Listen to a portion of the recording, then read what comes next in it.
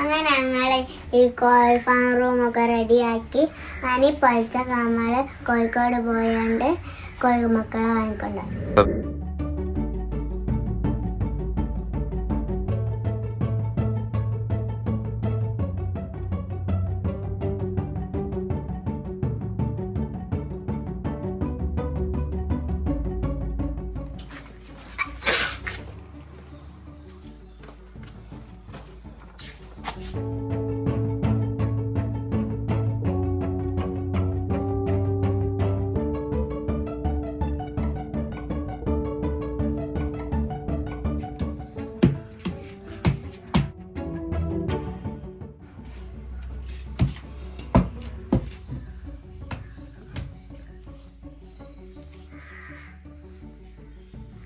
അപ്പം നമ്മൾ ഇവിടെയൊക്കെ കാർബോർഡ് ഇട്ടു. നമ്മൾ കാർബോർഡ് ഒട്ടിക്കാൻ കാരണം ഏതെങ്കിലും ഒരു കോഴിക്കുഞ്ഞ് ഏതെങ്കിലും മൂലയിൽ വന്നിരുന്നാൽ കുറേ കുഞ്ഞുങ്ങൾ അതിൻ്റെ മേലെ കയറിയിരിക്കും.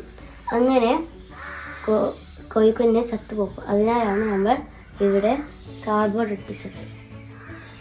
ഇനി നമ്മളിവിടെ മരപ്പൊടി ഇടാൻ പോവുകയാണ്.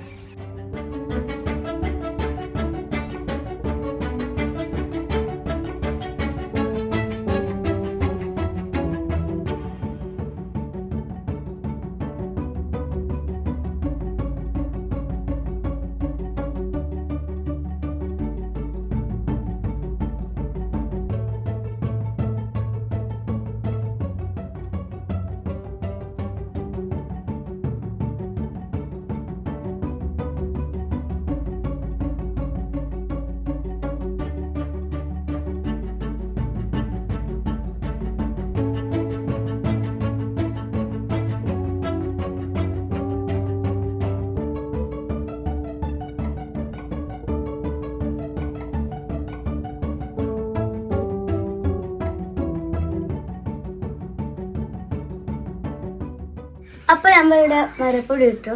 ഇനി നമ്മൾ കോഴിക്കുഞ്ഞുങ്ങൾക്കുള്ള ലേറ്റാണ് ഇടാൻ പോകുന്നത്.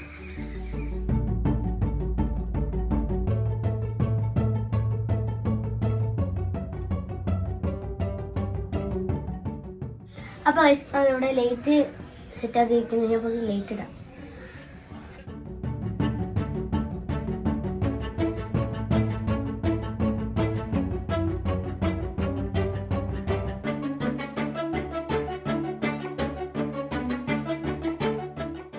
അപ്പൊ ഇതിന്റെ ചൂട് പറ്റിയിട്ടാണ് നമ്മളെ കോഴിക്കുഞ്ഞുങ്ങളെ വളരുക.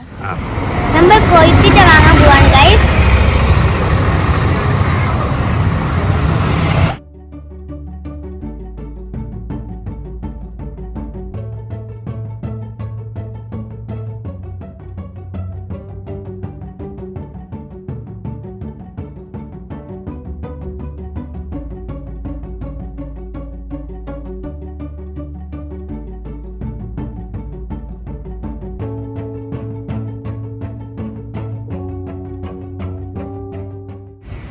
ഇവിടെ ആളില്ല, നമ്മൾ വരുന്നവരെ വെയിറ്റ് ചെയ്യാം.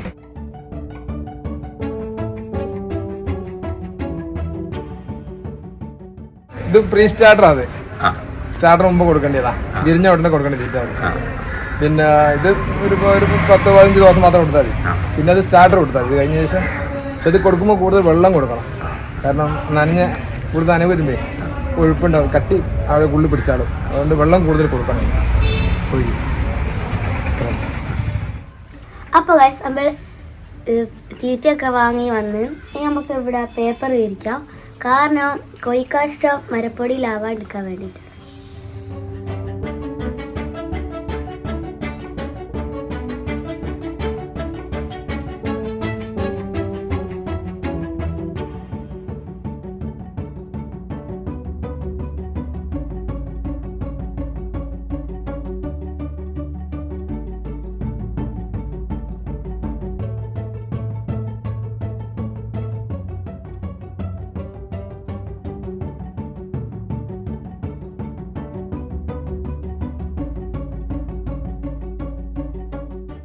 അപ്പം നമ്മൾ ഇവിടെയൊക്കെ നന്നായി വിരിച്ചു.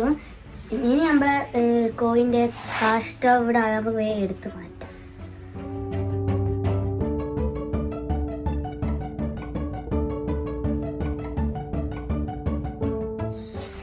ഞങ്ങള് ഈ കോഴി ഫാം റൂമൊക്കെ റെഡിയാക്കി ഞാൻ പൊളിച്ച നമ്മള് കോഴിക്കോട് പോയാണ്ട് കോഴി മക്കളെ വാങ്ങിക്കൊണ്ടാണ്. ഇനി നമുക്ക് വീണ്ടും കാണാം ഗൈസ്. ബൈ.